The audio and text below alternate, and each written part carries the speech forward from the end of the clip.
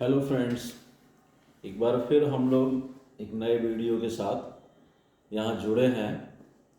मैं doctor Rajeev Yadav, assistant professor botany, Bareilly college Bareilly. जैसा कि मैंने आपसे इससे पहले वीडियो में ही बताया कि मेरा जो वीडियो बनाने का मकसद है वो ये है कि वे छात्र जो गांव देहात से आते हैं, बरेली कॉलेज बरेली में बहुत से ऐसे छात्र हैं जो गांव देहात से आते हैं और कई सारे विषयों में अध्यापक से पूछने पर संकोच भी करते हैं। तो ऐसे छात्रों के लिए कुछ वीडियो मैं तैयार करता हूँ और उनको अपने यूट्यूब चैनल पर अपलोड भी करता हूँ।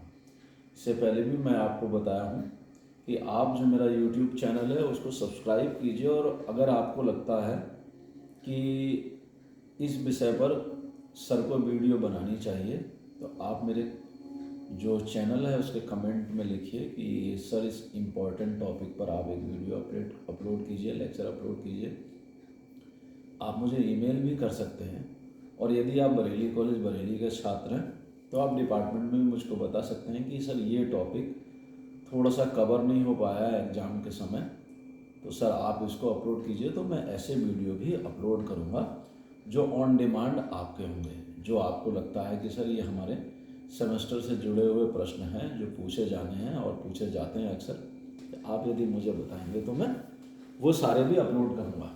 फिलहाल बात करते हैं, बहुत कॉमन सा टॉपिक है, एसेक्सुअल रिप्रोडक्शन इन बैक्टीरिया।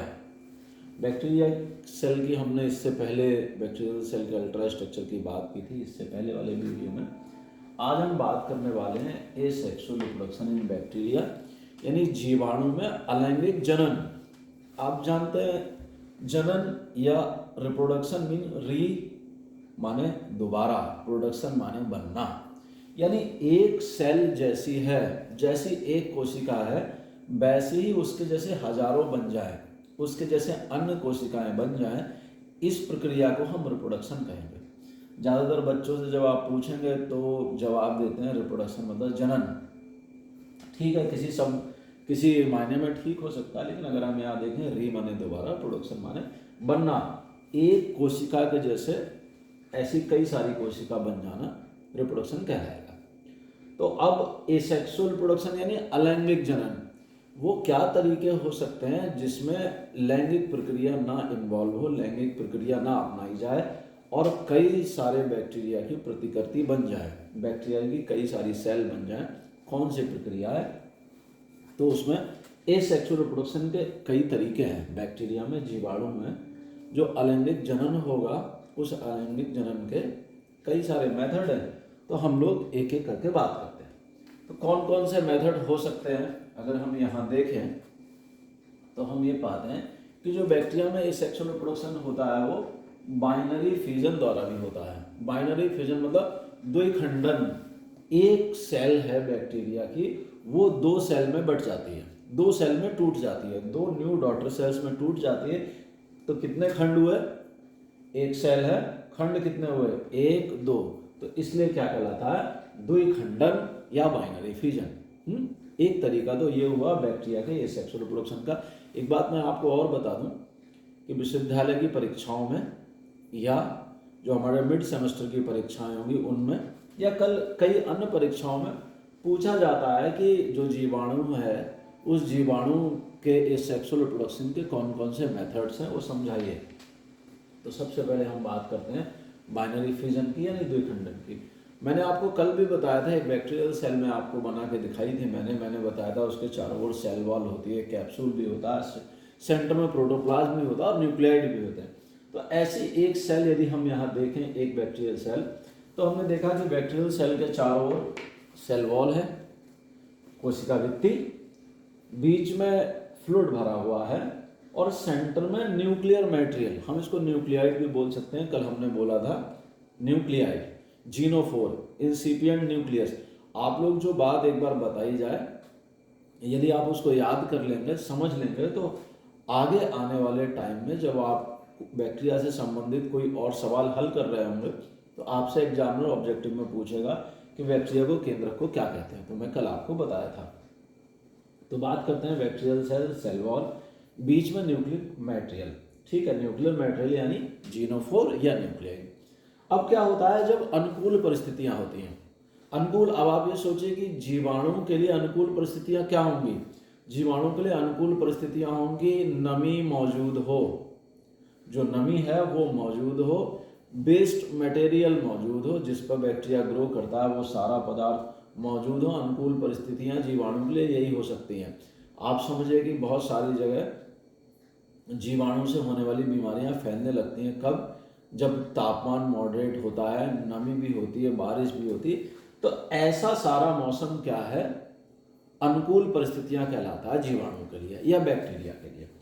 तो अनुकूल परिस्थितियों में क्या होता है कि जो एक बैक्टीरियल सेल है, इसको हम यहाँ जो डायग्राम बना है ए डायग्राम हम कह रहे हैं, ये बैक्टीरियल सेल पेरेंटल सेल भी कहलाएगी। इसमें धीरे धीरे धीरे करके क्या होता है, जो डिवीजन की प्रोसेस है, जो फिजन की प्रोसेस है वो शुरू हो जाती है और जो न्यूक्लियर मटेरियल है वो डिस्प्लेस होने लगता है। अब ये सेंटर में आपको दिखाई दे रहा है। अगर हम इसका बी डायग्राम देखें, अगर हम इस डायग्राम को देखें तो हम ये पाते हैं कि ये जो न्यूक्लियर मटेरियल है ये डिस्प्लेस हुआ। ए डायग्राम और बी डायग्राम, ये जो न्यूक्लियर मटेरियल है डिस्प्लेस हुआ, एक इस कॉर्नर पर पहुंचा, दूसरा दूसरे कॉर्नर पर पहुंचा, और जो भी ग्रेन्यूल्स हैं वे भी डिस्प्लेस हुए।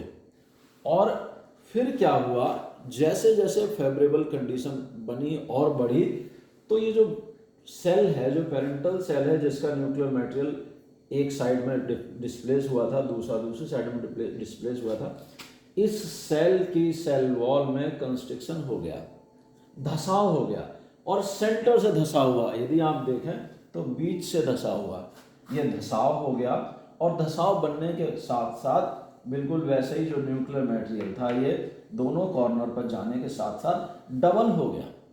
आप ये देखिए, यहाँ एक एक पैच हमको दिखाई दे रहा है, लेकिन यहाँ जो न्यूक्लियाइड है, न्यूक्लियर मटेरियल, वो डबल हो गया, यानी इसमें डिवीजन हुआ, ये बट गया।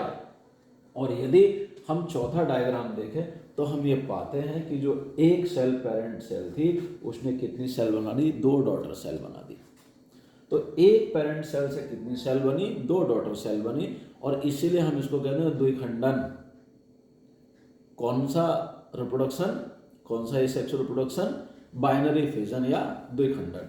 रिप्रोडक्शन का एक तरीका तो ये हुआ एसेक्सुअल रिप्रोडक्शन का, बैक्टीरिया में एसेक्सुअल रिप्रोडक्शन का एक तरीका क्या हुआ, बाइनरी फ्यूजन। मैंने यहाँ चित्र नहीं बनाया, अगले किसी वीडियो में मैं चित्र भी बना करके आपको दिखाऊंगा। दूसरा तरीका बर्डिंग, मुकुलन। एक बैक्टीरियल सेल है और उसमें छोटे छोटे बर्ड्स निकल आए। सपोज अगर आप यहाँ देख पा रहे हो तो एक बैक्टीरियल सेल है और इस बैक्टीरियल सेल पे क्या हुआ, छोटे छोटे बर्ड्स निकल आए इस तरह से, और प्रत्येक बर्ड ने निकल करके सेपरेट होकर के एक नई बैक्टीरियल सेल बना दी। तो ये प्रक्रिया क्या कहलाएगी, बर्डिंग। और बर्डिंग भी एसेक्सुअल रिप्रोडक्शन का एक प्रोसेस है। ऐसे ही यदि एक और हम मेथड देखें तो पहला मेथड हुआ बाइनरी फ्यूजन, यदि आप यहाँ देख पा रहे हैं। दूसरा मेथड हुआ बर्डिंग। तीसरा मेथड है कुनिडिया।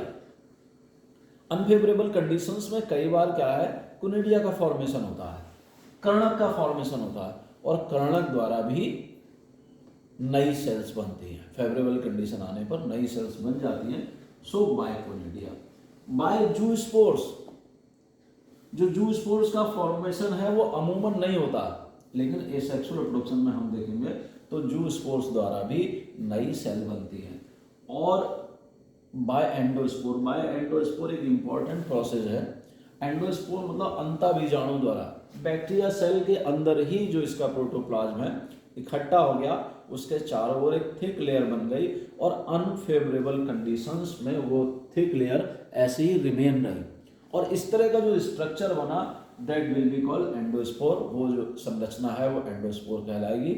और जब परिस्थितियां कैसी आ जाएंगी, अनुकूल परिस्थितियां आ जाएंगी। जब अनुकूल परिस्थितियां आ जाएंगी तब उससे क्या होगा, नई कोशिका बन जाएगी। तो इस तरह से रिप्रोडक्शन क्या होगा, वो क्या कहलाएगा, बाय एंडोस्पोर। तो बैक्टीरिया का जो सेक्सुअल रिप्रोडक्शन है उसमें 4 तरीके 5 हो गए। एक बाइनरी फ्यूजन यानी द्विखंडन, दूसरा बर्डिंग, ठीक है, तीसरा बाय कोनिडिया, चौथा बाय जूस्पोर और पांचवा बाय एंडोस्पोर। यदि आप इतना याद कर लेंगे तो परीक्षा में लिखने के लिए आपको पर्याप्त है। मतलब बहुत बेसिक सी बातें मैं आपको बताता हूँ। मेरा उद्देश्य आपको ऐसी बेसिक सी बातें समझाने का ये है कि थोड़ी थोड़ी चीज़ें आपको समझ आए, आप ये जान पाएँ कि जो बैक्टीरिया में एसेक्सुअल रिप्रोडक्शन है वो कैसे हो। तो आज हमने इस विषय पर बात की है। आज हमने एसेक्सुअल रिप्रोडक्शन की बात की और उसमें भी मेनली हमने बाइनरी फ्यूजन की बात की है। अगले वीडियो में हम बैक्टीरिया के सेक्सुअल रिप्रोडक्शन की बात भी करेंगे। तो धन्यवाद। किसी का कोई प्रश्न हो, आप कुछ मुझको कहना चाहते हैं, आपकी कोई क्वेरी है, आप किसी और टॉपिक पर भी बात करना चाहते हैं तो आप मुझे कमेंट करें, मेरा वीडियो लाइक करें और सीधे मुझे फ़ोन भी कर सकते हैं। आप लोग मेरे विभाग में भी आ सकते हैं। आपका स्वागत है। आपको लगता है कोई बात सर को बतानी चाहिए सब्जेक्ट से रिलेटेड कि सर आप इस पर वीडियो अपलोड कीजिए, तो मैं उस पर भी वीडियो बनाऊंगा। हाँ, ये हो सकता है जब आप बताएंगे तो कुछ समय लग सकता है, कुछ अंतराल लग सकता है, बट मैं आपको वो वीडियो अपलोड आपके लिए ही करूँगा। और विशेष तौर पे मेरा जो ध्यान रहता है वो ग्रामीण परिवेश, गाँव से जो बच्चा आ रहा है, जो बच्चा हिंदी मीडियम से आ रहा है, जो बरेली कॉलेज बरेली में पढ़ने आ रहा है, ऐसे बच्चों के प्रति मेरा विशेष ध्यान है कि मैं उनके लिए क्या कुछ कर पाऊँ, उनके लिए क्या मैं कुछ नया अपलोड कर पाऊँ और उनकी मैं बॉटनी में कैसे मदद कर पाऊँ, ये मेरा उद्देश्य है। तो इसी के साथ धन्यवाद। अगले वीडियो में फिर मुलाकात होगी। Thank you.